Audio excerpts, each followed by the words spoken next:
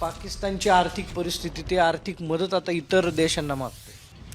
हो, पण त्यांना मदत करायला लोक तयार आहेत. चीन त्यांना वाटेल तेवढी मदत देईल.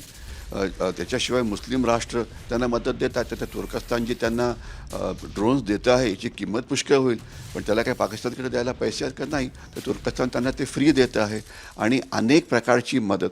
लक्षात ठेवा, पाकिस्तानला जी मदत असते हे 2-3 प्रकारे मिळते. एक प्रकार आहे तो म्हणजे मुस्लिम राष्ट्राकडनं.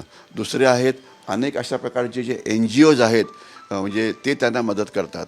तिसरं काय असतं की म्हणजे त्यांची मदत ही पुष्कळ मोठ्या प्रमाणामध्ये चालू असते. याच्याशिवाय पाकिस्तान अनेक म्हणजे स्मगलिंग वगैरे करतो. जसं तुम्हाला कल्पना असेल, आता सध्या आपण केवळ शस्त्रक्रियेवरती केंद्रित करतो आहे, परंतु बहुआयामी लढाई, समुद्राच्या बाजूने येणारे ड्रग्स पकडा.